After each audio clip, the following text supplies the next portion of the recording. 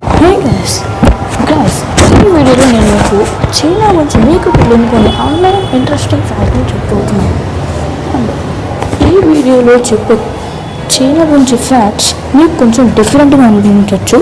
మీకు బాగా డిఫరెంట్గా అండ్ ఇంట్రెస్టింగ్గా ఏ ఫ్యాక్ట్ అయితే అనిపించిందో నాకు కింద కామెంట్ సెక్షన్లో చెప్పండి. అండ్ నిన్న ఛానల్కి ఫస్ట్ టైం వచ్చినట్టయితే ఈ ఛానల్ని సబ్స్క్రైబ్ చేసుకోండి అండ్ పక్కన ఉన్న బెల్ ఐకాన్ని యాక్టివేట్ చేసుకుంటే మీరు అందరికంటే ముందు నోటిఫికేషన్స్ పొందగలుగుతారు. అండ్ ఈ వీడియో మీరు నచ్చితే లైక్ చేయండి అండ్ మంచిగా ప్రోగ్రామ్స్ కూడా షేర్ చేయండి. సబ్స్క్రైబ్ చేసుకోండి మరీ చెప్పలేను. సో ఇంకా లేట్ చేయకుండా వీడియోలోకి వెళ్ళిపోదాం. Let's get into the show.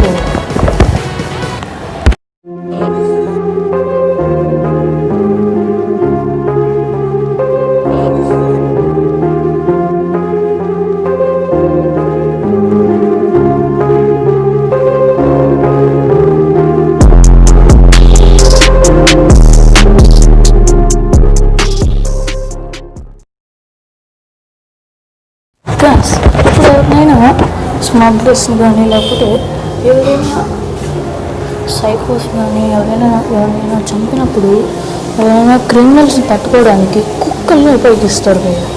మన ఇండియా వాళ్ళు కూడా కుక్కల్ని ఉపయోగిస్తారు. బట్ చైనాలో డిఫరెంట్ కదా, వాళ్ళు బాతుల్ని ఉపయోగిస్తారు. దానికి రీజన్ ఏంటో చెప్తాను భయ్య. బాతులు చాలా పెద్ద సౌండ్ చేయగలుగుతారు భయ్య. అండ్ ఎవరైనా చెట్టు ఉన్న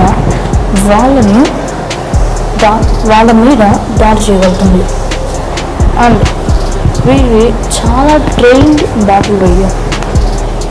బాతులు చాలా విధాలుగా చాలా మంచిది.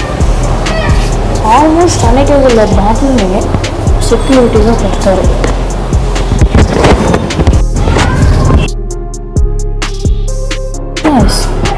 గైస్ చైనాలో యూట్యూబ్, ట్విట్టర్, ఫేస్బుక్ ఇంకా చాలా సాఫ్ట్వేర్స్ అనేవి మన రెగ్యులర్గా కాదు డైలీ లైఫ్లో ఉన్న సాఫ్ట్వేర్స్ అన్నీ కూడా చైనాలో నిషేధించాయి. ఎందుకంటే వాళ్ళకి ప్రతి ఒక్క యాప్కి ఒక ఆల్టర్నేటివ్ ఉంది. యూట్యూబ్కి యూక్యూ అని, వాట్సాప్కి వీచాట్ అని, ఇంకా ఫేస్బుక్, ట్విట్టర్ ఇంకా చాలా యాప్స్కి చాలా రకాల ఆల్టర్నేటివ్స్ అనేవి వాళ్ళు ఆల్రెడీ క్రియేట్ చేస్తున్నారు. సో మన రెగ్యులర్గా డైలీ లైఫ్ ఉపయోగించే యాప్స్ అనేవి కూడా ఆల్మోస్ట్ అక్కడ అమెరికాకి చైనా పడదు కాబట్టి అక్కడ గూగుల్ కూడా నిషేధించారు. నెక్స్ట్ ఫ్యాక్ట్ గైస్, కొన్ని దేశాల్లో అండ్ మన ఇండియా కూడా బాత్రూమ్స్కి టాయిలెట్ పేపర్స్ అని ఉంటాయి. టాయిలెట్ పేపర్స్ అనేవి ఫస్ట్ ఎవరు కొనుక్కున్నారు? ఈ చైనా వాళ్ళే. అది కూడా అప్పట్లో రాజులు రాణులు ఉండే కాలంలో కనుక్కున్నారు. అప్పట్లో కేవలం రాజులు రాణులు వాళ్ళ కుటుంబ సభ్యులు మాత్రమే ఈ టాయిలెట్ పేపర్స్ అనేవి వాడతారు. మిగతా ఎవరు వాడలేదు. అలాగా ఇది దేశం ఇంకా లోకం మొత్తం ఈ టాయిలెట్ పేపర్స్ అని వచ్చు. ఒక ఇండియాలో తప్ప అదే మనం చేసుకునే అదృష్టం. ఎక్కువ శాతం పండులు, వేలల్లో లక్షల్లో పండులు ఒక్క చైనాలోనే ఉంటాయి. అండ్ ఈ చైనా వాళ్ళు నెలకి 4 లక్షల పండుల దాకా తినేస్తారు. ఎప్పుడు జరిగేది.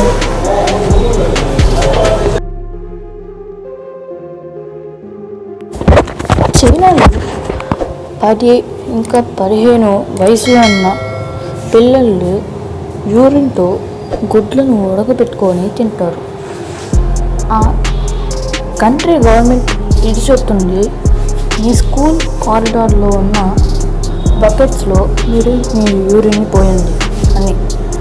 అయితే తర్వాత ఆ యూరిన్ తీసుకొని వీళ్ళు గుడ్లు ఉడకబెట్టుకొని తింటారు. వాళ్ళు ఇది భావిస్తారు, అలా తింటే మన ఆరోగ్య సమస్యలన్నీ కూడా పోతాయని. ఓరి నాయన.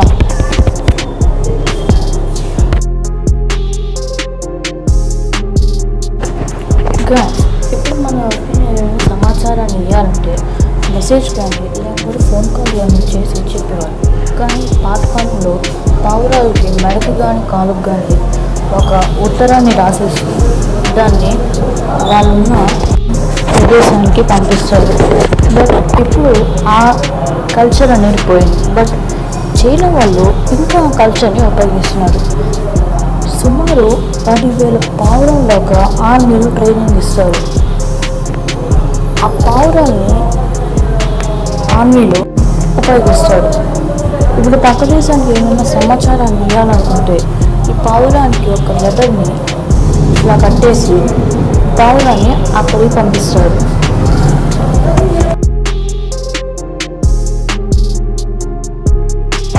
కొంతమంది ఇంకా మన దేశంలో కూడా చాలా దేశాల్లో కూడా సెల్ ఫోన్ని పట్టుకొని రోడ్డు మీద నడుస్తూ ఉంటారు. దానివల్ల చాలా యాక్సిడెంట్స్ అనేవి జరుగుతూ ఉంటాయి. మనం రోజు న్యూస్ పేపర్స్లో టీవీ న్యూస్లో గమనిస్తూనే ఉన్నాం గైస్. అయితే చైనాలో ఒక బంపర్ ఆఫర్ ఉంది. ఫోన్ వాడుతూ నడిచే వాళ్ళకి ఒక సపరేట్ రూట్ ఉంటుంది.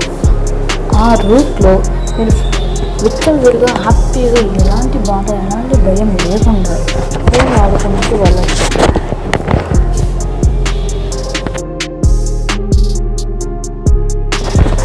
ఈ లోకం మొత్తంలో ఎక్కువ జనాభా ఉండే దేశం ఏది అంటే అందరూ ఖచ్చితంగా చైనానే చెప్తారు. ఇది నిజం, ఇది ఫ్యాక్ట్, మనం దానికి ఒప్పుకోవాల్సిందే. అంటే చైనా జనాభా అనేది చాలా ఎక్కువ ఉంది గ్యాస్. కానీ ఇక్కడ ప్రాబ్లం వచ్చింది.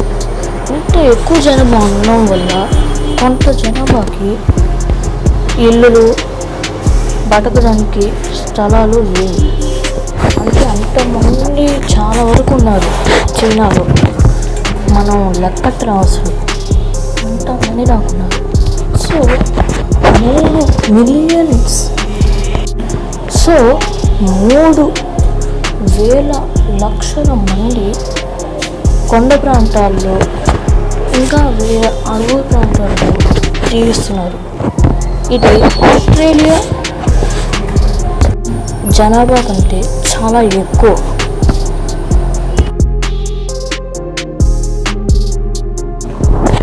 చైనాలో ఇలాంటి ఒక రూల్ ఉంది.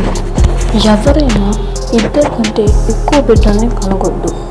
యాక్చువల్గా 2012 వరకు ఒక్క బిడ్డ కంటే ఎక్కువ కనగొద్దు ఉండేది. కానీ ఇప్పుడు అది 2 బిడ్డలుగా మారింది. ఒకవేళ 2 బిడ్డల కంటే ఎక్కువ కంటే వాళ్ళకి కొన్ని పనిష్మెంట్స్ అనేవి వేస్తారు. అంటే గవర్నమెంట్ నుంచి వచ్చే ఎన్నో సదుపాయాలను వాళ్ళకి రానివ్వకుండా ఆపేస్తారు.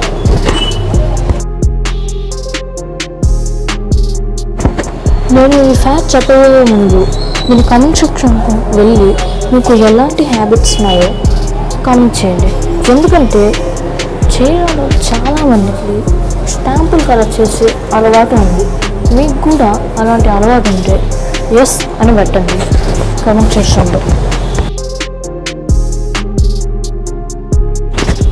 మన ఇండియాలో సంక్రాంతి రాగానే మనం గాలిపటాలను ఎగిరేయడం చాలా కామన్ విషయం. గాలిపటాలు ఎగిరే పండుగ మనకి చాలా ఇష్టం, నాకు కూడా చాలా ఇష్టం. అయితే అసలు ఈ గాలిపటాలను ఎవరు కనుక్కున్నారో నాకు తెలుసా? ఇంకెవరు? ఈ చైనా వాళ్ళు. కాకపోతే ఇది గాలిపటాన్ని ఎగిరేసేయడానికి ఉపయోగించేవారు కాదు. స్క్రీన్ మీద మీకు కనిపిస్తున్న వీటిల్ని వాళ్ళు గాలిపటాలుగా ఉపయోగించేవారు.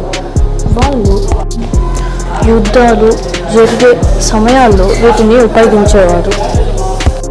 ఇప్పటికీ అక్కడ ఏమైనా కొన్ని పండుగలు వస్తే వాటికి ఇలాంటి గాలిపటాన్ని ఉపయోగిస్తారు.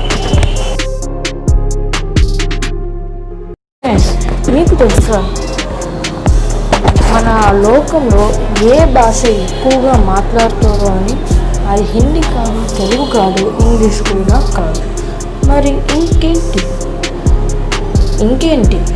ఈ మ్యాండరియన్ చైనీస్, ఇది కూడా చైనా వాళ్ళే. నేను ముందు క్లాస్లో చెప్పాను చైనాలో ఎంత జనాభా ఉంటారనేది. సో మ్యాండరియన్ చైనీస్ అనేది the largest language in the world.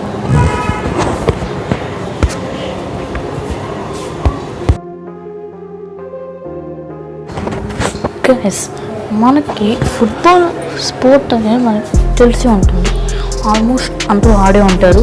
నాకు కూడా క్రికెట్ ఫుట్బాల్ చాలా ఇష్టం.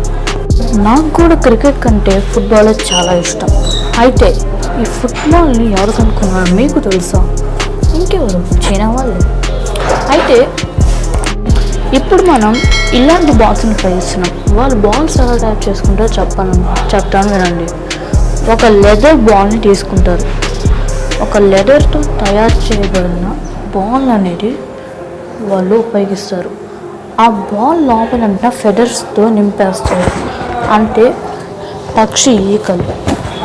ఆ బాల్ లోపలంతా ఫెదర్స్తో నింపేస్తారు. చైనాలో దీన్ని సూచాను ఎలా అంటారు, అంటే దానికి మీనింగ్ కిక్ ద బాల్. అన్నం, అదే రైస్. ఢిల్లీ వరకు గల్లీ వరకు ఇండియాలో బాగా ఫేమస్ ఫుడ్ రైస్. మనం అనుకుంటాం మన ఇండియాలో మాత్రమే రైస్ ఉంటున్నాడు, ఇండియా అంటే రైస్ అంటే ఇండియా అని మనం అనుకుంటాం. బట్ ఇది రాంగ్ గైస్. మనకి రైస్ ఎంత ఇష్టమో చైనా వాళ్ళు కూడా అంతే రైస్ ఇష్టం అంటే వీళ్ళు నమ్ముతారు. ఎస్ గైస్, ఇది నిజమే. వాళ్ళు ఎప్పుడు బెగ్ బాబో కిచ్ మాత్రమే కాదు, అన్నాన్ని కూడా చాలా ఇష్టంగా తింటారు. ఈ లోకంలో ఎక్కువ రైస్ ప్రొడక్షన్ చేసేది చైనా వాళ్ళే. బట్ ఇంకో ఫన్నీ ఫ్యాక్ట్ ఏంటంటే వీళ్ళు రైస్ ప్రొడక్షన్ చేసేవాళ్ళు అప్పుడు కొంచెం ఏంటి చాలా వరకు కొన్ని దేశాలకి ప్లాస్టిక్ రైస్ని అమ్ముతారు. అండ్ ఇంకోటి ఏంటంటే సైంటిస్టులు ఏది గమనించారు, the great wall of China కూడా సిమెంట్ కాంక్రీట్తో పాటు స్టిక్కీ రైస్ని ఉపయోగించి కట్టారు. అందుకే ఇన్ని సంవత్సరాలు అయినా చెక్కు చదవకుండా నిలబడింది. గాయస్, మనకి చైనాలో బాగా ఫేమస్ బిల్డింగ్ మంచి ఆర్కిటెక్చర్ అంటే గుర్తొచ్చేది the great wall of China. ఇది మనందరికీ తెలిసిందే. బట్ మీకు తెలియని 3 ఆర్కిటెక్చర్స్ని నేను మీకు చూపిస్తాను. వాటిని చూసి మీరు బాగున్నారు లేకపోతే ఇంకేమన్నారు మీరే డిసైడ్ చేసుకోండి. Star trek and entertain building, ఇంకోటి ఫ్యాంట్ షేప్లో ఉంటుంది ఇలాగా, ఇంకోటి గిటార్ అండ్ పియానో షేప్లో ఒక హౌస్. చూసారు కదా. సో ఇంకా ఈ వీడియో అంటే గాయస్, నేను ఈ వీడియోలో మీకు చైనా గురించి చాలా ఫ్యాక్ట్స్ చెప్పాను కదా. మీకు ఈ ఫ్యాక్ట్స్లో ఏది బాగా ఇంట్రెస్టింగ్గా అండ్ డిఫరెంట్గా అనిపించింది నాకు కమెంట్ సెక్షన్లో కమెంట్ చేయండి. అండ్ గైస్, అందరూ ఎంతసేపు బీజిఎం నేమ్ ఏంటి అంటున్నారు. నేను డిస్క్రిప్షన్లో ఇస్తాను నేమ్ అనేది, సో మీరు వెళ్ళి డౌన్లోడ్ చేసుకోండి. లింక్ వేయట్లేదు, నెక్స్ట్ నేమే ఇస్తున్నాను. అండ్ మీరు చేయాల్సిన ఒక హెల్ప్ ఉంది గైస్, నేను Q2SV అనే ఒక కొత్త వెబ్ సిరీస్ని స్టార్ట్ చేద్దామని అనుకుంటున్నాను. దీనికడ ఏం లేదు గైస్, మీకు ఏమైనా క్వశ్చన్స్ ఉంటే ఆ క్వశ్చన్స్ని నాకు అడగండి, అంటే నాలెడ్జ్కి సంబంధించింది. సో ఆ క్వశ్చన్స్కి నేను Q2SV ఎపిసోడ్స్లో చెప్తాను, ఆన్సర్స్ ఇస్తాను. సో ఇంకా ఈ వీడియో అంటే ఈ వీడియో నచ్చితే లైక్ చేయండి, and friends and family members కూడా ఖచ్చితంగా షేర్ చేయండి. అండ్ ఇలాంటి అమేజింగ్ ఫ్యాక్ట్స్, అమేజింగ్ వీడియోస్ మీకు కావాలంటే ఖచ్చితంగా నా ఛానల్కి సబ్స్క్రైబ్ అవ్వండి. కింద కనిపిస్తుంది కదా ఎర్ర కలర్లో ఒక సబ్స్క్రైబ్ అవుతుంది, దాన్ని వేసి ఒక గుడ్డండి, తెల్లగా మారే వరకు గుడ్డండి.